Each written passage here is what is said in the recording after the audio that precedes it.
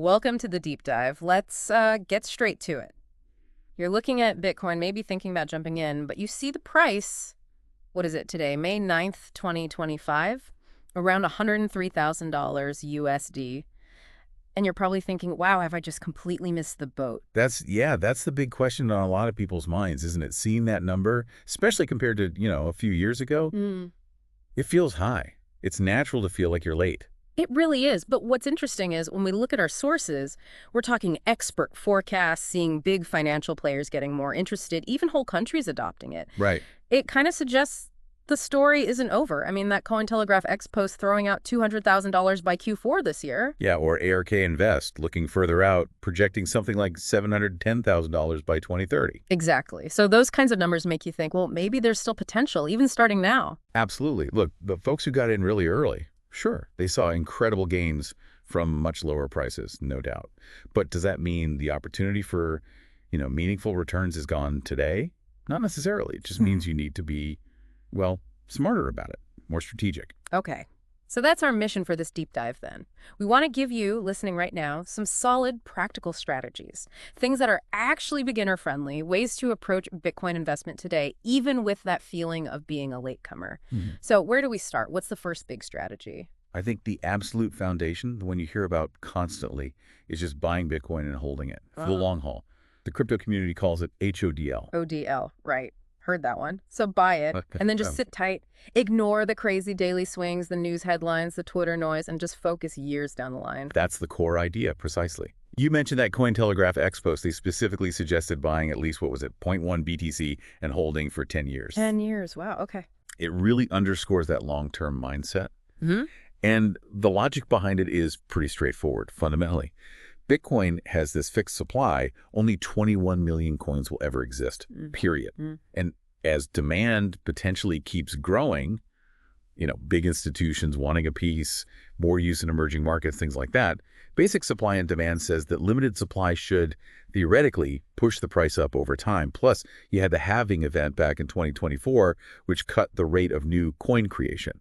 That just adds to the scarcity feel. So it's like digital scarcity, like gold, but with a pre-programmed supply cap. Okay, that makes sense. But practically speaking, how does someone actually do that? If you're totally new, what are the first steps? First step is picking a place to buy it. You need a reliable exchange. Names that come up a lot are like Coinbase or Binance. They're pretty established. Then, once you've bought it, the really crucial part for long-term holding is security. How do you keep it safe? Right, because you hear horror stories. Exactly. So the strong recommendation is usually a hardware wallet. Think Ledger or Trezor. Those are common examples. These are little physical devices that keep your private keys, basically your password to your Bitcoin, completely offline. It massively reduces the risk of getting hacked online. You're essentially your own bank, so security is just paramount. Okay, so like a mini Fort Knox for your Bitcoin. Got it. But what about those price swings? Bitcoin's famous for being volatile, going up and down like crazy. That must be tough for HO dealing. Is there a strategy for that? That's where dollar cost averaging comes in, I guess? Yes, exactly. That volatility is precisely why dollar cost averaging, or DCA, is such a popular strategy, especially for newcomers. The idea is really simple. Instead of trying to time the market and dump a lump sum in at the perfect moment, which is almost impossible, Right. Good luck with that. you invest a fixed amount of money regularly, like say every week or every month. We saw examples like maybe 10,000 yen a month or 500 USD a week, something consistent. So you're not trying to be a genius trader, just consistently buying small amounts over time, no matter the price. Precisely. Like Easy Crypto's guide mentioned this. It really lowers the risk of buying your whole stash right before a price drop. Over time, it averages out your purchase price. Some weeks you buy more Bitcoin when the price is low. Other weeks you buy less when it's high. The X post we saw also highlighted it as a great way for beginners to get started without taking on massive risk all at once. It smooths things out. And is that hard to set up, the DCA thing? Actually, no. It's usually quite easy.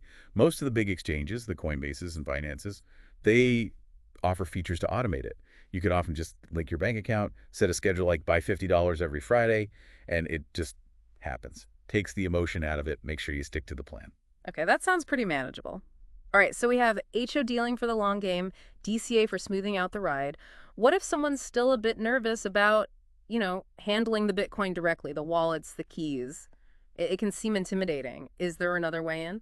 There is, and that brings us to spot Bitcoin ETFs, exchange-traded funds. ETFs. Okay, I know those from regular stock investing. Exactly. These are funds that trade on normal stock exchanges like the NYSE or NASDAQ, but their whole purpose is to track the price of Bitcoin. The fund itself holds the actual Bitcoin. Ah, so you don't hold the Bitcoin, you hold shares in the fund that holds the Bitcoin. Precisely.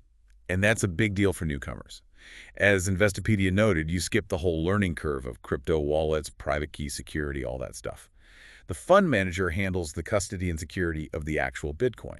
You see ETFs like the iShares Bitcoin Trust, ticker IBEAT, that have become really popular options. Yeah, it definitely sounds more familiar, probably less intimidating for someone already investing in stocks or regular ETFs. How do you actually buy them then? It's usually straightforward.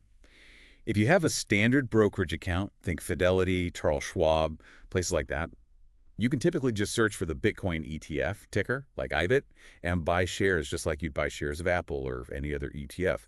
One thing to check, though, is the fees. Different ETFs have different expense ratios, so look into that. And again, just like with direct Bitcoin, the idea here is generally long-term holding, not quick trades. Makes sense. Keep an eye on the costs. Hold for the long term. Okay, so HODL, DCA ETFs, those seem like solid starting points. But investing always involves risk, right? Especially with something like Bitcoin. How should people think about managing that risk? Oh, absolutely critical. Risk management is non-negotiable here. Rule number one, only invest what you can genuinely afford to lose. Don't put your rent money in Bitcoin. A common rule of thumb you hear is maybe allocating, say, 1% to 5% of your total investment portfolio to Bitcoin. Keep it measured. Right, don't bet the farm. Exactly. And it's also really important to stay informed, keep tabs on market trends, but also what's happening with regulations. That Morningstar article we looked at really stressed how much regulation and moves by big institutions could shape the market in 2025. So it's not just set it and forget it. You need to pay some attention. A little bit, yeah. Following a reputable news sources, CoinDesk, Cointelegraph are good ones. Maybe some knowledgeable accounts on X. It helps you understand the context. And crucially, as another expos advised, try really hard not to make emotional decisions. Don't panic sell just because you see scary headlines or market dips. That's often called FUD, fear, uncertainty, and doubt. FUD. Yeah, avoid the FUD. Stick to the plan. Okay. Good advice. Now, our sources also kind of hinted at a few more advanced things. Should we maybe quickly mention those? Yeah, worth a brief mention just for awareness. Market timing, trying to perfectly buy the dips. The Holy Grail. Yeah. It looks great on paper, but honestly, it requires a lot of technical skill and analysis that most beginners just don't have. Generally, as the sources suggest, sticking with DCA is much more practical for most people. Then there's lending. Platforms like BlockFi or Nexo let you lend out your Bitcoin to earn interest. Oh, interesting. It is, but it comes with what's called counterparty risk, meaning the platform you lend to could go bust or have issues, and you might not get your Bitcoin back, so there's risk there. And finally, you could invest in companies related to Bitcoin, like mining companies or wallet manufacturers. But that's investing in a company stock, with its own set of risks and rewards separate from owning Bitcoin itself. Okay, good to know those exist for later exploration, maybe. Right. But for starting out, the core three, HODL, BCA, ETFs, seem like the way to go. Let's zoom out again. What's the general feeling about the market outlook right now? What are the predictions saying? Generally, the forecasts for 2025 seem pretty positive, leaning bullish. We saw Van Eck suggesting a potential peak price around $180,000 by the end of this year. CoinCodex was projecting a really strong ROI, like over 80% by August. A lot of this optimism seems tied to money continuing to flow into those spot Bitcoin ETFs we talk about, and maybe some growing regulatory clarity in key regions. Okay, 180K. That sounds pretty optimistic compared to 103K is now. But we have to temper that, right? Bitcoin's history isn't exactly a smooth upward curve. Not at all. Yeah. And that's the crucial caveat. That Morningstar piece was very clear. Past performance is no guarantee, and Bitcoin has historically had very sharp corrections, big price drops. It absolutely underscores why managing risk and having that long-term perspective is so vital, especially if you're coming in now at these higher price levels. Volatility is part of the deal. Right.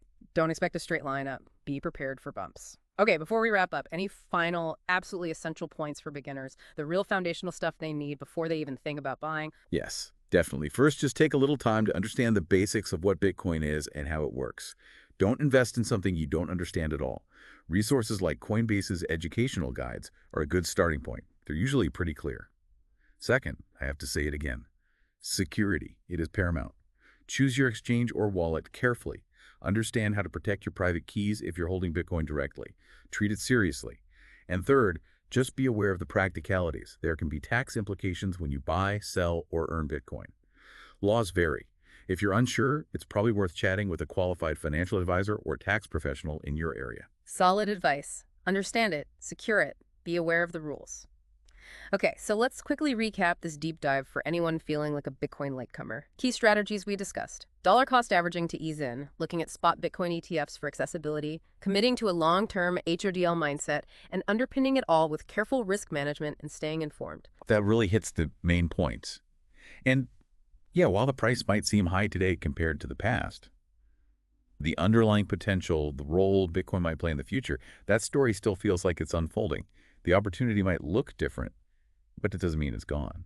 Definitely. And that leads us to a final thought to leave you with. Looking beyond today's price or even next year's predictions, what fundamental shift do you think could happen? A shift in global finance, maybe in technology, that could massively accelerate Bitcoin's adoption and value, or conversely pose a serious challenge to it, something to chew on as you weigh your own decisions. Thanks for joining us for this deep dive.